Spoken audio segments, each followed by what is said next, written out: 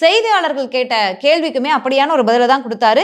அதிமுக களத்துல போய் முதல்ல சந்திச்சாங்க அப்படிங்கிறதும் இருக்கு. அன்று தொடங்கி இன்று வரைக்கும் இன்னைக்கு மழை பெஞ்சிருக்கிறது. வடகிழக்கு பருவமழை ஏற்கனவே வானிலை மையம் அலர்ட் கொடுத்துமே ஏற்பாடுகள் முறையா செய்யப்படாததுனால விவசாயிகள், அதுவும் டெல்டா பகுதி விவசாயிகள் மிகப்பெரிய அளவுல பாதிக்கப்பட்டிருக்காங்க. கொள்முதல் அவங்க கிட்ட இருந்து விரைவில் கொள்முதல் பண்ணாம அவங்க பயிரிட்ட அந்த நெற்பயிர்களை களத்திலே போட்டு வச்சிருந்ததும் பயிரிடாம அந்த பயிர்களை நெற்பயிர்களை அறுவடை பண்ணாம இங்க கொள்முதல் நிலையங்கள்ல இடம் இல்லை வெயிட் பண்ணுங்கன்னு சொன்னதுனால அறுவடை பண்ணாம அந்த நிலங்களே போட்டு வச்சிருந்ததுனாலையும் இப்ப பெஞ்ச மழையில மிக பெரும் பாதிப்பை டெல்டா விவசாயிகள் அனுபவிச்சிருக்காங்க. மிக பெரும் துயரத்துல இருக்கும்போது முதல் ஆளா போய் அந்த விவசாயிகளோட களத்துல நின்றுருக்காரு எடப்பாடி பழனிசாமி அவர்கள். அதே போல சட்டமன்றம் நடைபெற்றது.